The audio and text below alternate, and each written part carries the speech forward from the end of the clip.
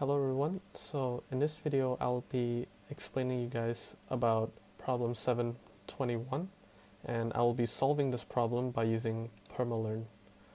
So before we start solving this problem, I would like to point out that I have changed the problem quite a bit.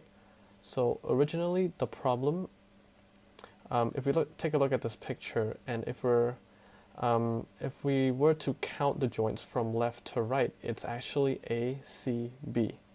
But for me, I've changed the joint into A, B, C instead. And then instead of finding the internal normal force, the shear force, bending moment at point C, now we're going to find the internal normal force, shear force, and bending moment at point B instead. Which basically we're just finding the forces at the middle right here. And it's the same as this one as well. So I've changed this to avoid confusion. And now, if we take a look at this picture right here, there are two things that we need to look out. First is the members, and second is its external forces. So in this picture right here, we can see that there are two members, which are member AB and then member BC. And whereas for the external forces, we have three external forces, which are, firstly, is the support reaction from the fixed support that is occurring on joint A. Secondly is the distribution load, which is 8 kilonewtons per meter. And then finally, we have the given force, which is 40 kilonewtons. So let's first draw the two members. So as you can see from this picture, for member A and B, it has a length of 3 meters. So let's say I'm going to use the origin of x equals to 0 and y equals to 0. And it has a length of 3 meters. So I'm going to put a horizontal distance from the beginning point of 3 meters. And as vertical distance, it is 0 meters. Now we have the member for AB.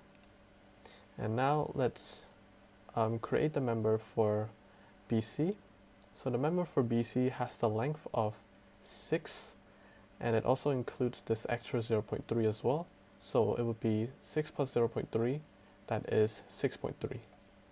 And I'm going to use this point right here as its starting point. So as a starting point, I'm going to use point B.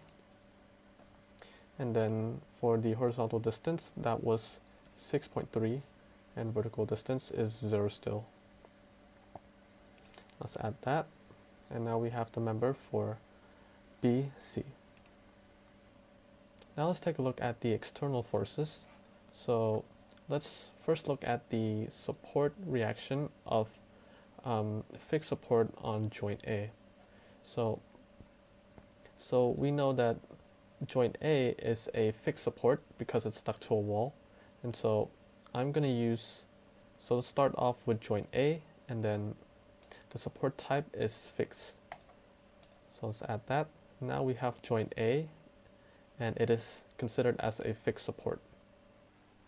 Now let's move on to the load distribution of this exercise. So in order to draw this load distribution, I'm going to go into linearly distributed load. And let's look at the load that is acting upon member AB. Since member AB has a length of 3 meters, and member AB is also considered as member number 1, and so I'm going to choose member 1 right here, and its load type would be vertical. And its distance from its begin joint, this is its begin joint, and it is already located at exactly where it needs to be, and the same as for its end joint as well, which is right here. It is already located at member AB itself, so that means that we don't have to change its value. It is still going to be 0 for both of them. Whereas for its beginning load and its end load, if you take a look at the shape of this load right here, this 3 meter length member AB load right here, it has a shape of a rectangle, and this basically means that it has a load of 8 kilonewtons per meter constantly. This means that its begin load has to be 8, and the same as for its end load, it is also 8. However, if you take a look at this load, the direction of this load is actually facing downwards. It actually goes downwards, and since it states that if the force goes upward, it is a positive value, and for the case in this exercise, it goes downwards, which means that it goes into the opposite direction. Since it goes to the opposite direction, it would be the negative value of this number. So both of these would be negative 8.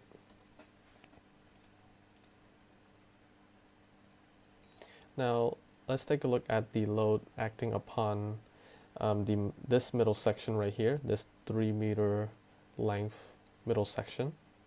So this middle section right here has a length of 3 meters as well, and it is a section that has occurred on member BC, which is considered as member number 2. Its load type is also vertical load, and its distance from its begin joint.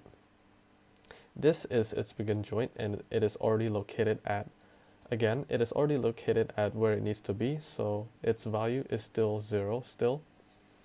But however, for its end joint, which is right here, you have to move this point to the left up until it hits on top of number 6 right here. And the distance between that would be 3.3 because of this extra 0.3 plus this length of 3 meter right here. So 3 plus 0.3 would be 3.3.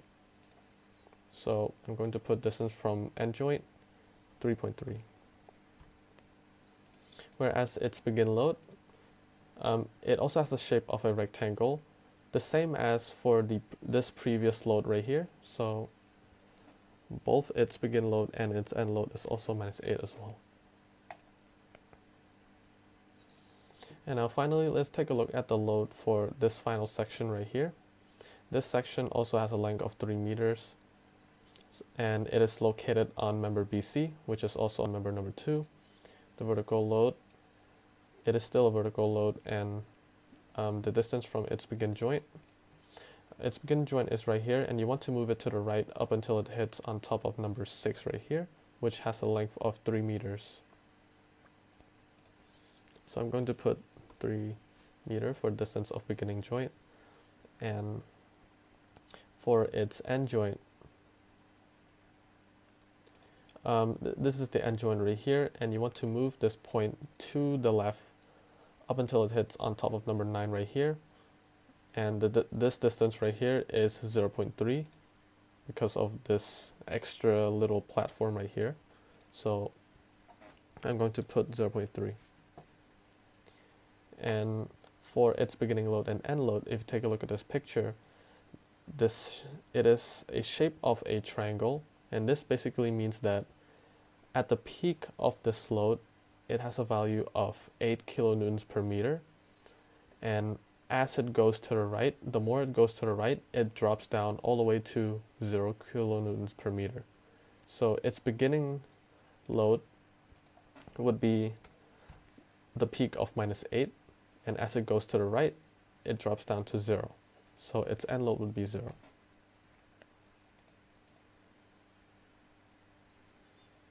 And those are all the 3 distributed load on this exercise. Now let's take a look at the given force of this exercise, which is 40 kilonewtons. So I'm going to draw this force by going to joint load. And another thing that I want to mention is that for PermaLearn, it only features forces that are going horizontally and vertically. But in the case of this exercise, this force right here goes to a direction of neither of those. It goes to a direction of kind of like it goes downwards and it goes to the left. And so in order to solve this, we are going to divide this force into 2 main components, which is horizontal and vertical component. The horizontal component of this force has the value of 40 cosine of 60 degrees. So I've done the math right here. 40 times cosine of 60 degree is 20, has a value of 20. And so for the horizontal force, I'm going to put 20. And for the joint coordinate, this force is acting upon joint C right here, so I'm going to put joint C. And it is stated that if the force is going to the right, it is a positive value. But in this case of this exercise, the horizontal component of this force actually goes to the left, which is the opposite direction. So this value has to be minus 20 instead. And finally, for the vertical component force, it has a value of 40 sine of 60 degrees. So 40 times sine 60 degrees would give us this value right here. So I'm going to copy paste this value and put this into vertical force. And the same as for horizontal force, since in the case of this exercise, this force goes downwards, which means that it is the opposite direction of this column right here, this statement. So I'm going to put minus right here.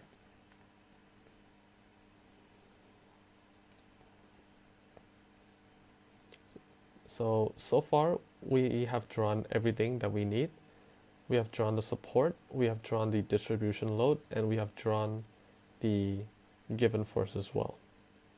Now that we have drawn everything that we need, we can finally conclude the solution of finding the internal normal force, the shear force, and the bending moment at point B. So we could just click on solution, and let's say you want to determine the internal normal force, so let's click on normal force here and display.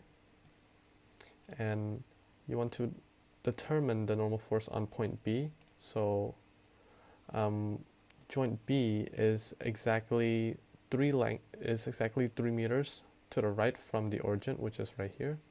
So as you can see, the value of the normal force for joint B is minus 20 kilonewtons. Whereas for shear force, we hover it on joint B as well. We can see that the value for shear force is 70.64 kilonewtons. And finally, for bending moment on joint B, it has a value of minus 302.23 kilonewtons per meter. And that concludes my solution for the exercise. And thanks for watching.